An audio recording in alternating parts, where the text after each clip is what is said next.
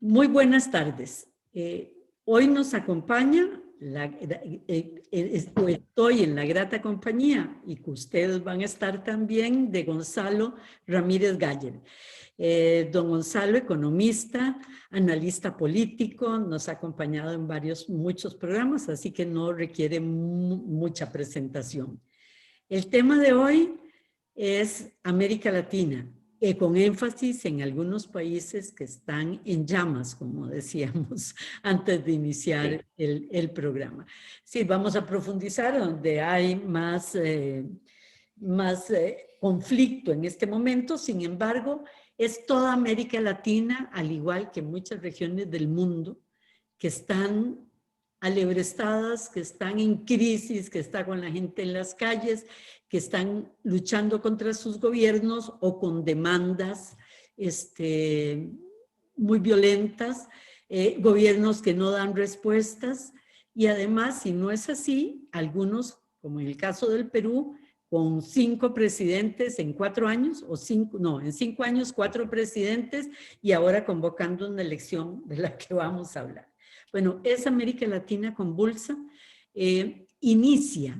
Inicia esa convulsión en Chile, Gonzalo, ¿verdad? Es Chile el primero que, el país exitoso, el país ejemplo, el país al que todos los organismos internacionales recurren para decir, he ahí que se puede lograr el desarrollo en América Latina, es el primer país en que los ciudadanos toman las calles y obligan a la presidencia y al gobierno a ceder.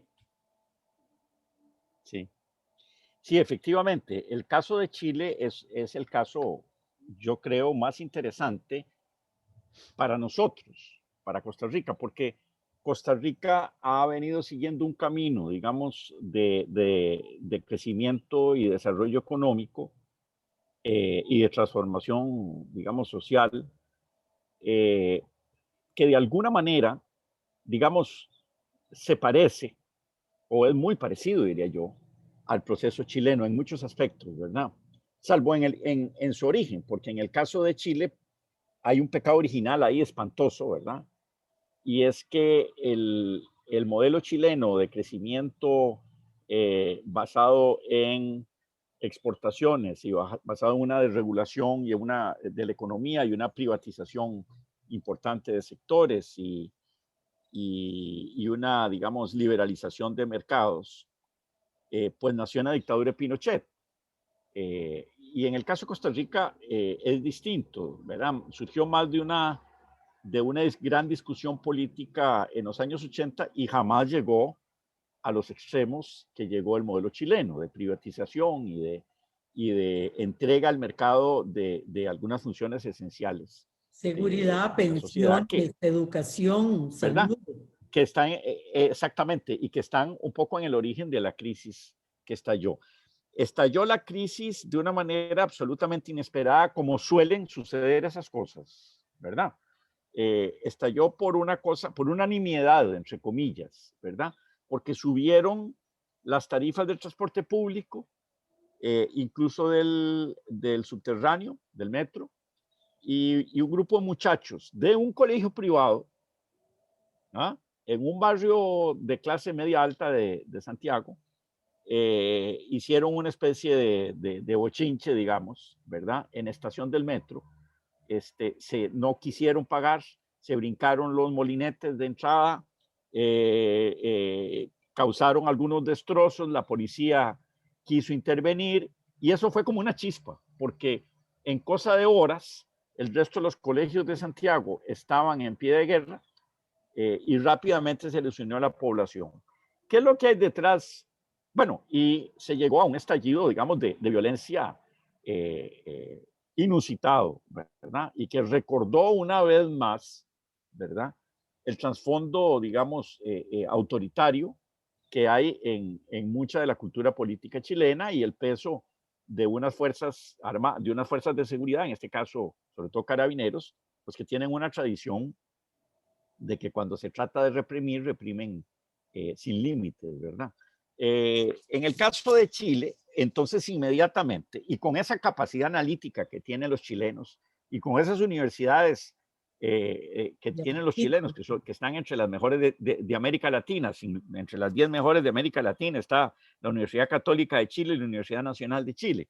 Imagínate la calidad de análisis que empezó instantáneamente, ¿verdad? De qué es lo que había llevado a ese estallido en un país que había alcanzado niveles muy elevados en primer lugar, de estabilidad macroeconómica total, ¿verdad? Una fortaleza fabulosa fiscal, reservas enormes, no del Banco Central, del gobierno, es decir, podríamos decir ahorros, fondos especiales para ser utilizados en caso de emergencia, a los que por cierto acudió el gobierno ahora durante la pandemia para dar apoyos económicos a la gente.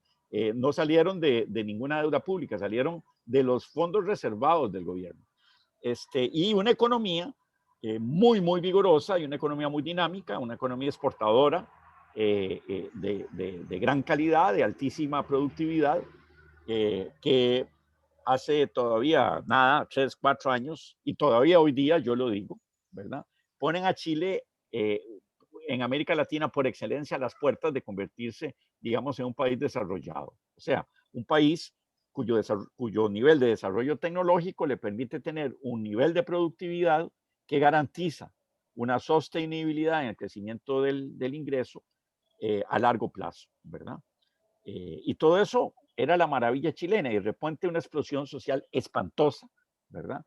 En la que a partir, si mal no recuerdo, de septiembre, la gente sale a las calles y hay niveles de destrucción elevadísimos, ¿verdad? Se queman supermercados, se destruyen las estaciones del metro, se destruyen autobuses, se destruyen negocios, se saquean tiendas, se saquean bancos, es decir, una explosión violenta, y la policía respondiendo también con mucha fuerza. Está pues el caso conocido, horroroso, de la enorme cantidad de gente que perdió un ojo, porque aparentemente la policía les apuntaba cuidadosamente al ojo cuando les disparaban las balas de bule.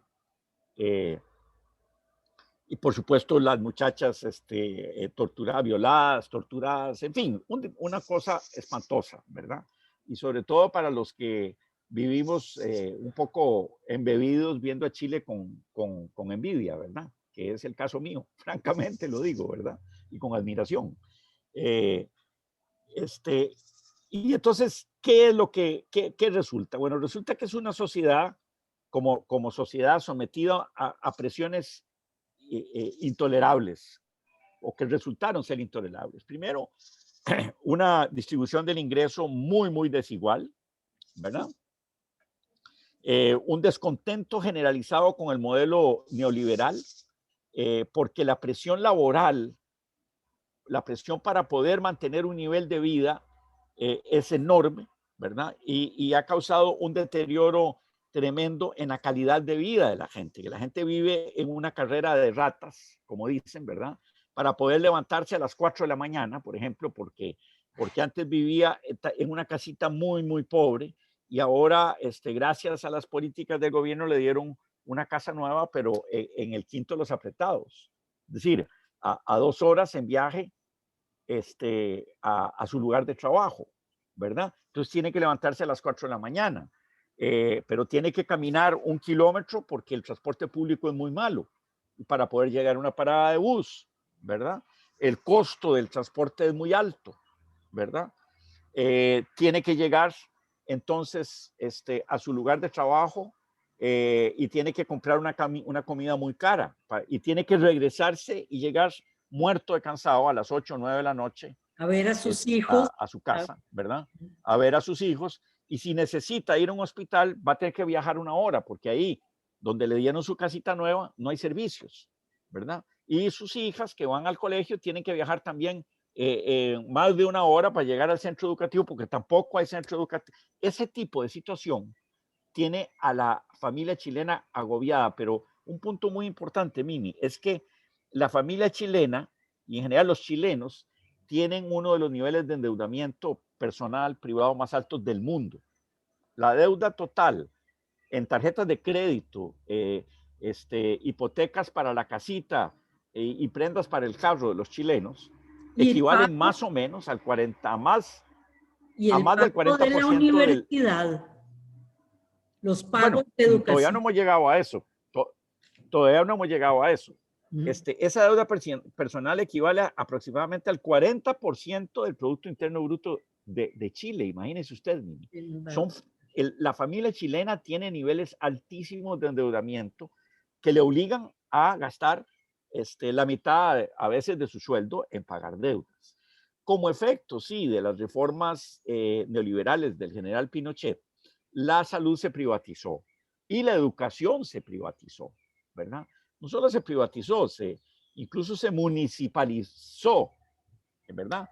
De forma que los niveles de primera y secundaria están en manos de los municipios, municipios pobres con escuelas pobres y colegios pobres, municipios ricos con escuelas ricas y colegios ricos. Imagínense usted lo que sería municipalizar la educación en Costa Rica, el nivel que van a tener los centros educativos de los cantones pobres del país, de La Cruz, de Corredores, de Osa, ¿verdad? De Upala, ¿verdad? Versus los de Escazú.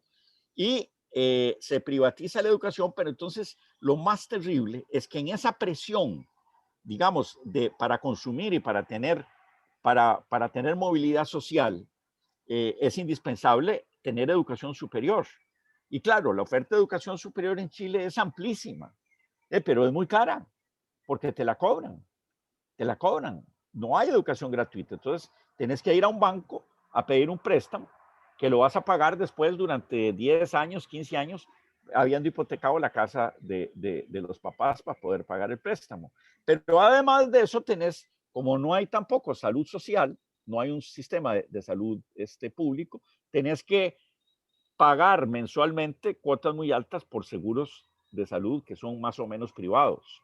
Y que entonces, entre el pago al banco por la educación de la muchacha que está estudiando medicina, el pago del seguro de salud, el pago del carrito porque el transporte público es muy malo y tenés que moverte desde distancias muy grandes para ir a tu centro de trabajo, el carro de la casita nueva, en fin, digamos, Y el es abuelo que una no, vida de asfixia económica, y ¿verdad?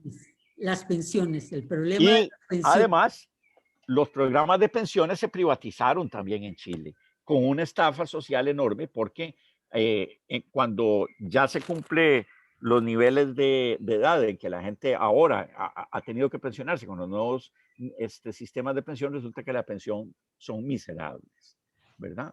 Y entonces en un país donde el nivel de vida tiene una presión alcista muy, muy potente, ¿verdad?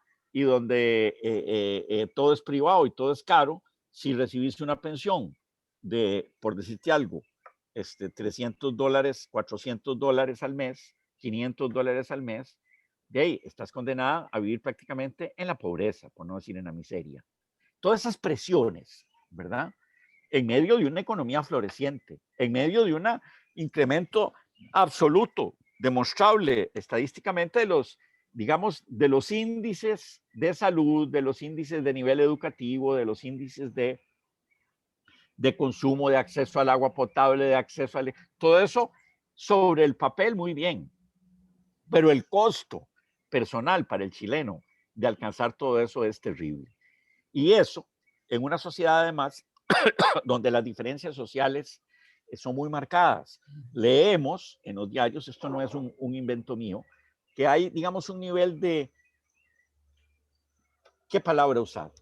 De altanería, tal vez, ¿verdad? En las capas, digamos, de más altos ingresos en Chile, No hacia es la gente altanería, humilde no es que dicen que altanería, es... es más grave que eso. Hay el roto es un igualado si se dirige a mí. Hay una agresión, un menosprecio total a las clases inferiores, que yo solo lo he visto en países como Guatemala, ¿verdad? O sea, en el chileno ofende, incluso ofendes a percibir eso. Sí, sí. Entonces, además tenés una distribución del ingreso muy mala, ¿verdad? Que ha mejorado enormemente, conste, Mimi, ha mejorado. Sí, claro. Porque sobre todo, por ejemplo, doña Michelle Bachelet, por ejemplo, hizo un esfuerzo enorme, ¿verdad? Por disminuir esa brecha de ingresos y lo han logrado, pero sigue siendo una mala distribución del ingreso. El problema de la educación es un problema que ha venido en efervescencia en Chile, pero por muchos años. Efervescencia no es la palabra que quiero, la palabra que quiero es que se ha fermentado, exactamente. Se ha fermentado ese problema, el problema educativo. Y entonces ha habido protestas estudiantiles prácticamente permanentes, muy violentas en las calles de Chile, muy violentas de parte de los muchachos y muy violentas de parte de la respuesta de carabineros. Protestas prácticamente constantes, anuales, ¿verdad? En que los muchachos de secundaria, de los liceos, salen a las calles a protestar contra el sistema educativo, contra el programa de estudios, contra el deterioro de la infraestructura de sus centros de estudio, contra las condiciones materiales, contra el bajo salario de los profesores y maestros, pero eso ha sido una bronca permanente en Chile de los últimos, me atrevo a decir, 15 años. Chalo. ¿Verdad? Y todo eso en determinado momento sumó y sumó y sumó y sumó y estalló. Le agregaremos a esto el problema, dos cosas. Bueno, por otro lado, el resentimiento de la población con los niveles represivos que hay por parte de la policía, que son muy fuertes, ¿verdad? En Chile, pues no se discute con un carabinero, ¿verdad? Y si te pide los papeles en el carro, no le decís, ay, es que los dejan de mi tía, ¿verdad? No, no, no, ¿verdad? Ahí cuando te paran en un retén, ya te empiezan a temblar las manos, ¿verdad? Porque el resultado puede ser la cabeza rota, ¿verdad? Por decirlo livianito. Pero además de ese problema, que también es un problema viejo en Chile, hubo un par de eventos muy desafortunados de corrupción y abuso de poder. Y desgraciadamente sucedieron precisamente en el gobierno, o empezaron a suceder en el segundo gobierno de doña Michelle Bachelet, en que una hija, un hijo, un cuñado, un yerno, y una hija involucrados en un problema de desfalco de fondos y un problema muy serio de tema de bienes raíces y vivienda y otro par de toques, digamos, de corrupción que fueron terribles. Porque hay que decir que en Chile los niveles de corrupción son muy bajos, ¿verdad? Son mucho más bajos, por ejemplo, que en Costa Rica, ¿verdad? Y no, con todo y los problemas que pueda tener Chile, no hay ni costumbre ni tolerancia hacia la corrupción pública. Entonces, cuando empezaron a aparecer fenómenos de corrupción, eso, digamos, para la gente fue realmente una ofensa y una gota que colmó el vaso. O sea, no solo nos tienen trabajando 12 horas diarias y viajando como animales para llegar a trabajar, para poder pagar el seguro de salud y la educación de los chicos y las cuotas de la tarjeta, sino que además ahora resulta que roban. Pero no solo roban, es que es en un gobierno socialista de doña Michelle Bachelet donde empiezan a aparecer escándalos de corrupción. Eso fue digamos, determinante para el telón de fondo de ese estallido social que hubo en Chile. Que se resolvió bien, porque de nuevo, ese pueblo no es que quiera porque decir que ese pueblo sí y otros no, pero es un pueblo que tiene, digamos, una cultura y una sofisticación política muy elevada. Entonces, al final, pese a los muertos y a los heridos y a la gente a la que le sacaron los ojos y a las mujeres que apalearon y abusaron en las estaciones de policía, etcétera, etcétera, finalmente el gobierno entendió lo que estaba pasando y hay que reconocer que Sebastián Piñera dijo, bueno, aquí vamos a hacer las cosas que haya que hacer y se convocó a una constituyente. Se convocó a una A constituyente. eso Y iba. el La gobierno ventaja, cumplió con la promesa de realizar una constituyente. Los chilenos votaron mayoritaria, aplastantemente, por rechazar la constitución política que tenía el sello y la firma del general Pinochet y por darse una nueva constitución que vamos a ver en qué resulta. Pero además de eso, un voto muy importante porque tuvieron que elegir entre si la constituyente la iban a hacer los señores que saben, entre comillas, o sea, si se iba a extraer gente de la clase política, básicamente del Senado, del Congreso, para constituir la constituyente, o si se iba a elegir la gente por votación popular. Si se iba a elegir los constituyentes por votación popular. Y la gente optó porque fuera por votación popular. ¿Por qué? Porque una de las cosas que tienen los chilenos hartos son esas élites intelectuales sofisticadísimas, ¿verdad?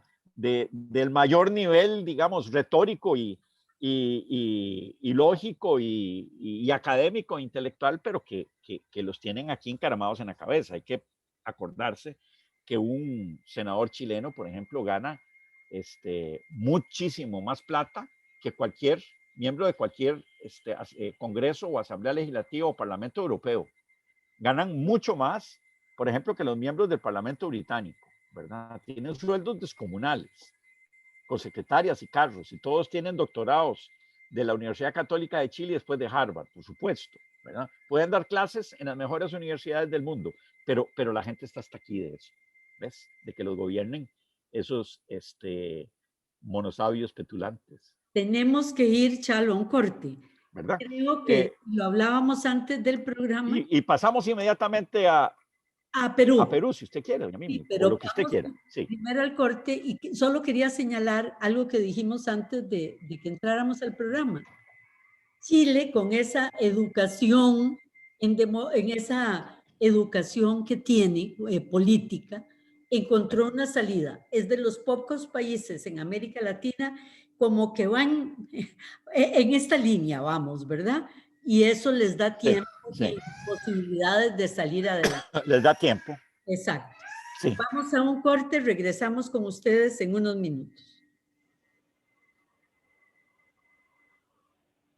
De vuelta, nuestro invitado de hoy, Gonzalo Ramírez Galler, don Chalo Ramírez, y el tema América Latina, sobre todo profundizando en los países que han señalado los conflictos más graves o más interesantes en esta América Latina que sentimos en llamas. Pasemos, después de analizar en la primera parte a Chile, pasemos a Perú. Perú, que quería decir solo dos cosas. Leyendo a Carlos Malamud en el Clarín, decía, entre el furor y el delirio. Perú, entre el horror y el espanto, se acerca a las elecciones. Y el New York Times dijo, la desolación final. Es decir, Perú sí, en la desolación final. Esos titulares, unos en el Clarín y el otro en el New York Times, nos señala en el abismo al que pareciera que se acerca Perú en las próximas elecciones. El desorden en que ha vivido los últimos años, ¿verdad? 4 presidentes en 5 años, pero además en las elecciones a escoger entre lo peor y lo malísimo.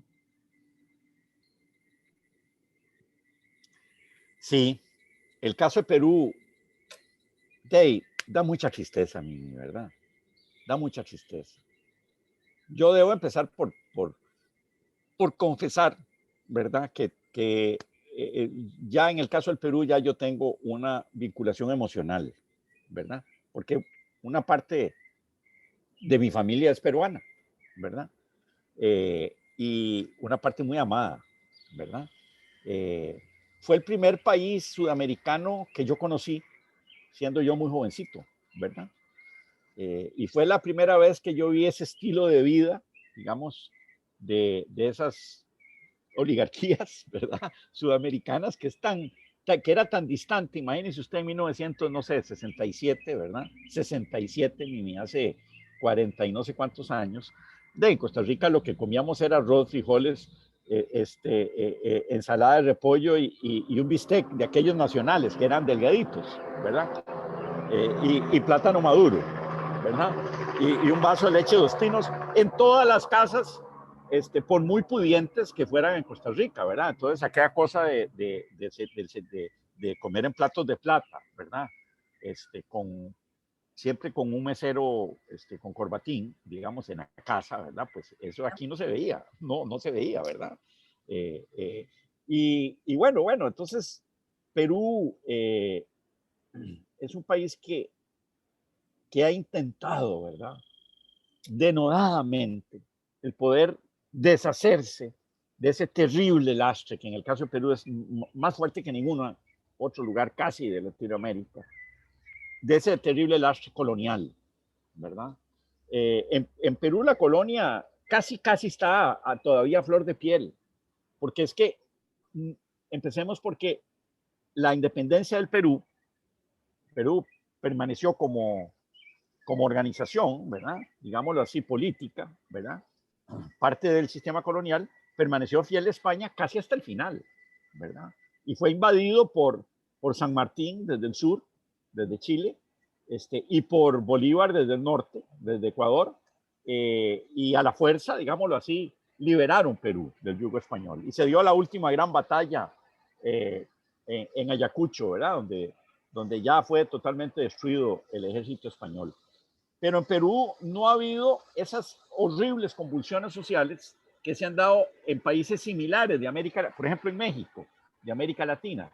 En México hubo una revolución a partir de 1914 que se prolongó casi hasta 1924 por ahí, incluyendo la Guerra de los Cristeros, que barrió radicalmente con la élite colonial. Es decir, los mataron. Los sacaron de sus casas, los fusilaron y agarraron a todos la casta sacerdotal y arzobispal de México, a la cual ya Benito Juárez le había cortado mucho las alas, pero ahí los irrespetaron y los desacralizaron.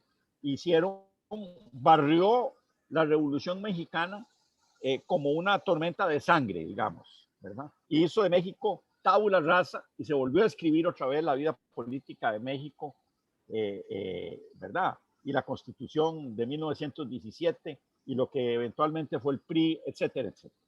En Perú nunca sucedió eso, ¿verdad? En Perú la élite quedó intacta y nunca hubo esa guerra, esa revolución, esa respuesta histórica, digamos, a una condición de discriminación y de racismo pavoroso, ¿verdad? Que ha perdurado en Perú casi hasta nuestros días. Es decir, y con una mentalidad de imperio doble, ¿verdad? Porque pero si es que el era el virreinato de Lima, ¿verdad? pero Y ellos lo saben, no solo lo saben, lo sienten y son portadores de ello, ¿verdad? Pero antes de eso era el imperio del Tiahuantinsuyo, ¿verdad? Es decir, era el imperio incaico. Entonces ellos son doblemente imperio, ¿verdad? En su pasado, ¿verdad? Y esa estructura social y esa estructura, digamos, mental, ¿verdad? Y el problema social nunca resuelto en el Perú, de la división entre los blancos y los indígenas, hasta el grado que hay indígenas todavía, normal, allá en los lugares lejanos de la sierra peruana, que se refieren a los blancos como los peruanos. O sea, la gente de Lima y los blancos son los peruanos. Ellos no, ellos son aymaras o ellos son quechas, ¿verdad? Peruanos son los otros, ¿verdad? Entonces, esa dificilísima constitución del Estado chileno, además, que hay que recordar que a lo largo del siglo XIX, Chile, Perú tuvo por largos décadas 2 gobiernos, por ejemplo, porque la inestabilidad política en Perú fue muy grande, muy marcada, hasta finales del siglo XIX. Luego una guerra traumática contra Chile, que perdieron, y que les arrebató Chile un porcentaje enorme, no solo de su territorio, de su riqueza, porque era la riqueza del salitre, lo que les arrebataron, ¿verdad? Y luego un gran esfuerzo por un lado, de la élite peruana por preservar su poder intacto, por preservar su estilo de vida intacto, por preservar sus vínculos familiares intactos, que fulanita se casara con el hijo de los tales y que el hijo mayor de los tales se casara con Merengenita, ¿verdad? Y por debajo de esa estructura, una situación por muchas décadas espantosa de pobreza, de discriminación, de exclusión total, ¿verdad? De la gran mayoría del pueblo peruano, que era campesino, que era de origen indígena, que muchos de ellos no hablaban castellano. Esa estructura social perdura y perduró hasta muy avanzado el siglo XX. Fue, tal vez, yo digo que fue el general Velasco Alvarado, tal vez el único que hizo como un esfuerzo serio por revertir eso, ¿verdad? Con una reforma agraria, yo diría la primera del Perú, imagínese usted, la primera del Perú después de su independencia, ¿verdad? Una reforma agraria y un intento de dignificación del campesino peruano, ¿verdad? Por supuesto, el papel brillante del APRA, ¿verdad? Un partido socialdemócrata, el primero, no el primero, pero de los muy primeros de América Latina, que desde los años 20 intentó también dignificar la tradición indígena e indigenista del Perú. Un pensador fabuloso como José Carlos Mariátegui, del Partido Comunista del Perú, que en los años 20 teorizó también sobre la naturaleza cultural del Perú, ¿verdad? El APRA, que tuvo una influencia, y Víctor Raúl Haya de la Torre, una influencia enorme sobre Costa Rica, pero ninguno, y sobre el pensamiento de Omar Dengo, y sobre el pensamiento de Manuel Mora, de Carmen Lira, que estoy hablando de los años 20, y de sus venidas a Costa Rica y sus conferencias en Costa Rica, ¿verdad? Víctor Raúl. Y todos esos esfuerzos no dieron frutos realmente, no lograron penetrar y se mantuvo intacta esa terrible estructura, esa injusta estructura socioeconómica del Perú. Hasta la reforma agraria del general Velasco, en Perú habían haciendas de 100,000 y 150,000 hectáreas, ¿verdad? Te puedo mencionar el caso de una familia pues conocida, amiga, digamos, que la casa de la hacienda, la familia iba 1 o 2 veces al año a visitarla, pero la casa de la hacienda se barría todo. Mimi, esto que te estoy diciendo es literal, se barría todos los días, se limpiaba perfectamente y se le tiraban pétalos de rosa al suelo por si llegaban los señores. Y los señores llegaban 2 veces al año, ¿verdad? A la hacienda, ¿verdad? Muy bien, punto final. Ese Perú que no logra solucionar sus traumas, que no logra sacar sus demonios, ¿verdad? Que después del régimen militar intenta instaurar un régimen democrático, ¿verdad? De la mano de don Fernando Belaúnde Terry, ¿verdad? Belaúnde Terry, por favor, ¿verdad? De la mano de don Fernando Belaúnde Terry, ¿verdad? Y que está constantemente sometido a los vaivenes terribles de la política. Esa situación espantosa social y económica de los indígenas y de los campesinos peruanos se estalla con la gran rebelión de Sendero Luminoso, ¿verdad? Uno de los momentos más oscuros de América Latina y uno de los momentos de los movimientos sociales, estoy hablando de los años 80, de los 70, 80, de los movimientos sociales más crueles de la historia de América Latina, ¿verdad? Y desviados. Perversos, violentos, despiadados, ¿verdad? Y tengo que decirte, por desgracia, que el actual candidato Pedro Castilla, posible uno de los 2 candidatos a la presidencia, tuvo vínculos con Sendero. Tuvo vínculos con Sendero Luminoso, ¿verdad?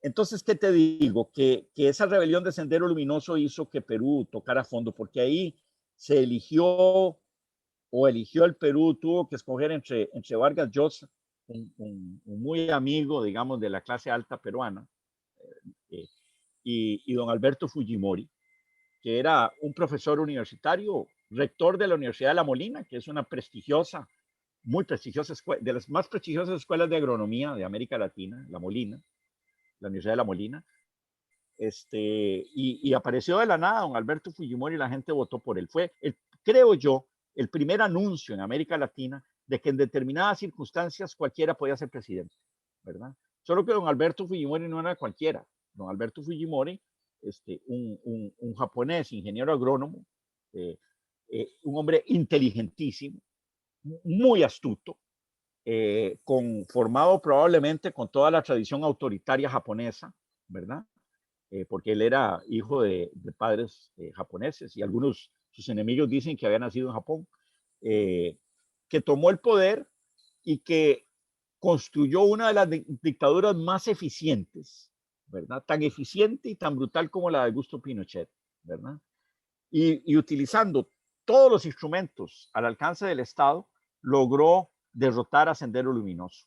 Pero para derrotar a Sendero Luminoso, ¿verdad? Hicieron masacres sin nombre en las sierras peruanas y en las mismas ciudades peruanas, ¿verdad? Y logró manejar el poder de la mano de un auténtico genio del mal, un personaje apasionante, Vladimiro Montesinos, su mano derecha política, Vladimiro, que logró no solo corromper, es que prostituir, digámoslo así, a la mitad de la clase política peruana y a la mitad de la clase empresarial peruana, utilizando los peores mecanismos que usted se puede imaginar, doña Mimi. Estoy hablando de grabar a la gente en situaciones íntimas, de llamar a un diputado y pagarle un soborno y filmarlo, ¿verdad? Para poderlo extorsionar. De documentar y grabar las infidelidades de la esposa de un miembro de la oposición y después llamar a la señora y decirle, mire usted, si usted no nos informa aquí semanalmente qué es lo que hace y dice su marido, esto lo va a conocer todo el Perú. En fin, una cosa horrorosa, ¿verdad? Horrorosa. Y ese fue el régimen de Fujimori, que tuvo un gran éxito macroeconómico, que puso al Perú por el camino del crecimiento, que derrotó contundentemente a Sendero Luminoso, pero que corrompió profundamente a la clase política peruana y a buen número también de los sectores populares del Perú, a los que, digamos, convenció, cosa que no es difícil, porque es una sociedad patriarcal y autoritaria, convenció que el autoritarismo era realmente el único método que podía funcionar en el Perú. Quisiera pararte acá porque se me acerca una similitud muy grande con El Salvador en este momento. ¿Ya? Cómo no hay almuerzo Sí, gratis, sí. cómo esa eficiencia, esa eficacia, esa respuesta inmediata a mediano y a largo plazo es cobrada, ¿verdad? En todas las dimensiones. ¿Por qué? Porque se corrompe toda la institucionalidad, se debilita la institucionalidad, se corrompe el poder político entero y quedas peor que el previo a la intervención de ese autoritario eficaz y eficiente, ¿verdad? Eso se paga. Sí, así es, sí, se paga.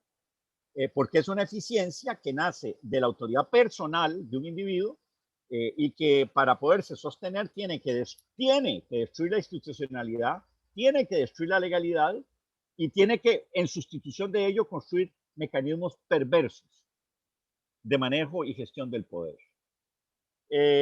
Para derrocar a Fujimori hay que el pueblo peruano da una pelea maravillosa, ejemplar, una pelea cívica bellísima, ¿verdad? Al final lo logran efectivamente votar a Fujimori, que opta por quedarse a vivir en Japón y se hace el amante de una líder de la mafia japonesa, de la yakuza japonesa, que lo protege y lo qué sé yo, lo arropa allá en Tokio, hasta que comete el error de un día le hace falta el ceviche, porque el Perú enamora a cualquiera, no hay quien conozca al Perú que no lo ame y no sueñe con volver a Perú, ¿verdad? Le entró las ganas de comerse un ceviche y de tomarse un pisco sour, ¿verdad?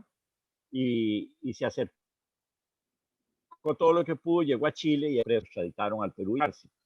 Pero el fujimorismo siguió siendo el movimiento determinante, me atrevo a decir, de la vida política peruana. Y después del derrocamiento de Fujimori, aunque han intentado denodadamente el reconstruir una institucionalidad democrática, no lo han logrado. No lo han logrado. Y la corrupción, ese germen diabólico que inoculó en las venas de la política peruana para poder gobernar don Alberto Fujimori y su demonio, su Mefistófeles, Vladimiro Montesino, contaminó de manera irreversible la vida política del país. Y ahí has tenido una sucesión de presidentes que casi sin excepción, empezando por Toledo, todos o son prófugos de la justicia o han estado en prisión, ¿verdad? Hasta llegar a la cosa dramática del suicidio, cuando ya iban a ponerle las esposas del último presidente que tuvo el APRA, que fue Alan García, ¿verdad? Que había sido el antecesor de Fujimori, por cierto. Sí. Y la cosa cada vez se deteriora más porque el fujimorismo va a manipular horriblemente la vida política del Perú. Logran tener una presencia en el Congreso peruano que impide la gobernanza del Perú, porque no son ellos los que están gobernando, y entonces están dispuestos a demostrar que si el fujimorismo no gobierna, nadie gobierna, ¿verdad?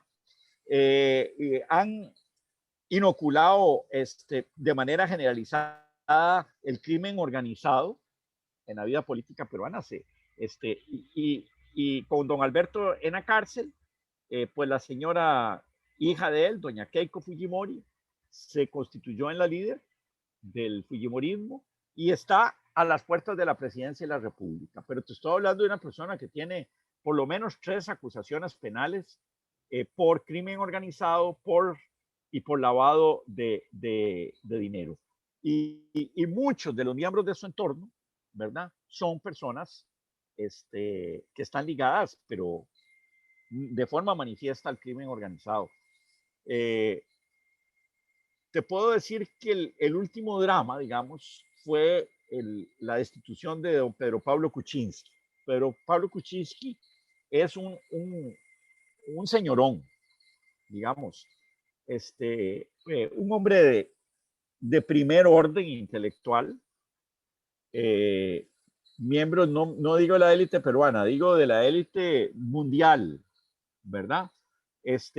Un hombre con conexiones de primera categoría en el medio financiero neoyorquino, con conexiones de primera categoría en el medio institucional en Washington, funcionario distinguido del Fondo Monetario Internacional, economista, por supuesto, graduado en alguna de las mejores universidades de los Estados Unidos, un tipazo, ¿verdad?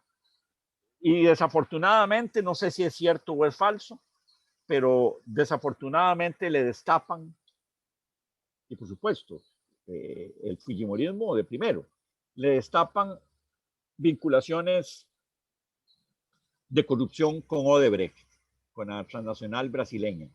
Y por dicha no estamos hablando hoy de Brasil porque nos da las 11 de la noche, esto. pero ahí se cae don Pedro Pablo Kuczynski y ahí empieza un desastre, ¿verdad? Porque ponen a don Martín Vizcarra, que a mi juicio era una persona muy respetable, una persona que se había distinguido, un hombre de origen humilde, que se había distinguido en una provincia peruana como gobernador, digámoslo así, de esa provincia. Es decir, un líder, vamos a decir, lo que en Costa Rica llamaríamos un líder comunal, regional, ¿verdad? Un excelente alcalde que tuviésemos en Costa Rica. Eso era Martín Vizcarra, que asumió porque le tocaba asumir y que yo creo que gobernó con mucha seriedad y a quien se lo apiaron los fujimoristas, ¿verdad? Se lo apiaron ya con el apoyo, es decir, más bien con la complicidad de la Corte Suprema de Justicia, que dijo que sí, que el Congreso podía destituir más o menos libremente a un presidente peruano. Se traen abajo sin ninguna razón a don Martín Vizcarra y ahí empieza un sainete porque ponen de presidente al presidente del Congreso, perdón, pero no me gusta usar este lenguaje, pero es un viejo sinvergüenza, ¿verdad? Que duró, no sé, 24 horas o 5 días en el poder, el famoso Manuel Merino, ¿verdad? Y el mismo Congreso lo apió, lo amenazó con que si no se quitaba del poder, pero a los 5 días, si no se quitaba del poder, lo iban a votar, entonces él renuncia, pero ya no hay vicepresidentes, pues los presidentes ya están destituidos y ya no existen. Y entonces aparece ahí una figura de transición que es un buen caballero, muy querido en Costa Rica y casado con una costarricense. Amigo, amigo nuestro. Amigo, ¿verdad? Una persona honorable, seria, pero que pobrecito debe estar ahí, no sé. Y en esas circunstancias horrorosas que te estoy describiendo, se convocan elecciones, aparecen no sé cuántos candidatos, de los cuales ninguno llegaba al 10%, y al final parece que doña Keiko Fujimori manipula para que quien quede segundo sea precisamente don Pedro Castillo, porque don Pedro Castillo es una persona tan populista, pero de tan bajo nivel, digamos, sociocultural, y además con un pasado ahí jodido, digamos, de ligamen con Sendero Luminoso, que ella calculó que si ella impulsaba a Pedro Castillo, la gente por fuerza iba a tener que votar por ella, porque era impensable poner a Castillo presidente de la República. Es un personaje que anda a caballo por los pueblos y los barrios populares, con un sombrero, es decir, es un populista, pero a total, digamos que de menor nivel que el señor Maduro. Permítame expresarlo así. Y por supuesto de muchísimo, pero muchísimo menor nivel que Nayib Bukele, y de muchísimo menor nivel que Daniel Ortega, ¿verdad? No, por favor, ¿verdad? No. Estamos hablando de la cosita ya, ¿verdad? Bueno, en las encuestas inicialmente él aparece con una ventaja enorme, lo que le mete mucho miedo a Keiko porque ella, si ella había manipulado para que él quedara el segundo, pues le salió el tiro por la culata. Pero claro que, por supuesto, desgraciadamente, esa alianza espúrea entre ciertos sectores de la élite peruana y el fujimorismo, que se dio durante el régimen de Fujimori, se ha mantenido de manera clandestina, y aunque el fujimorismo huele feo y tiene acusaciones penales y lo persigue la Interpol y todo eso, pues siguen teniendo esa vinculación, y la élite peruana le ha metido todo el apoyo posible a Keiko Fujimori para que no quede Pedrito Castillo y para que sea Keiko la presidenta de la República, con lo cual el Perú terminará teniendo una presidenta con acusaciones de crimen, y vínculos de crimen organizado, ¿verdad? Estoy hablando de lavado de dinero y cosas cercanas al narcotráfico. ¿Y qué? Y nada, que la sociedad peruana tampoco y el pueblo peruano tampoco van a resistir eso. Porque, por cierto, cuando tumbaron a Vizcarra, en Perú hubo también una sublevación popular, que la policía tuvo que doblegar a balazos hasta que pusieron a nuestro amigo semi-costarricense de presidente interino del Perú. Pero el pueblo peruano no va a soportar eso fácilmente, y me parece que va a haber otra vez algo que podría conducir al Perú a una guerra civil. Yo no le veo salida feliz en este momento al Perú, aunque lo deseo intensamente, porque es un país que por otro lado ha hecho progresos económicos, pero increíbles. Es decir, un país con un modelo de desarrollo y crecimiento que en los últimos años fue exitosísimo, ¿verdad? Chalo, por ahí vamos, doña Mimi. Nos queda tiempo. 2 minutos, en realidad yo creo que ya como 1 minuto y medio, y por supuesto no llegamos a Colombia siquiera, mucho menos Ecuador. No, tendríamos que hablar de Colombia, que es el país más cercano a nosotros, ¿verdad? Es un socio económico importante de Costa Rica, muy importante. Es como el tercer inversionista extranjero en Costa Rica. Después de Estados Unidos, la Unión Europea, Panamá y Colombia son los que siguen en importancia de inversión externa en Costa Rica, Panamá y Colombia. Es el destino como del 8 o 9% de nuestras exportaciones. Capital Colombiano es el dueño de Credomatic, que es el dueño ¿qué te digo? En Costa Rica, de Hogares de Costa Rica, es el dueño, qué sé yo, de algunas cosas que ahorita no me vienen a la memoria, pero que son importantísimas Tenemos que cortar. en nuestro país. Tenemos que cortar. Así es que de Colombia tenemos que hablar, pero hablaremos en otro momento. Otro programa, exactamente, porque además es la cultura más cercana a la nuestra también. La cultura más cercana a la nuestra. Nosotros somos unos colombianos perdidos allá en un valle central, ¿verdad? Eso es lo que somos. Somos chipchas antes de que llegaran los españoles. Y comemos, nosotros le decimos casado y ellos le dicen bandeja criolla, bandeja paisa, bandeja paisa es la misma cosa, ¿verdad? Y nosotros somos muerdequedito y los colombianos son muerdequedito también, igual que nosotros. Y hablamos muy parecido. Trabajadores también. Hablamos muy parecido. Esto es importante porque se ha comprometido a seguir en un próximo programa con Colombia con nosotros, cosa que agradecemos. A todos ustedes, muy buenas tardes. Gracias, Chalo. Muy buenas tardes y muchas gracias, Nina.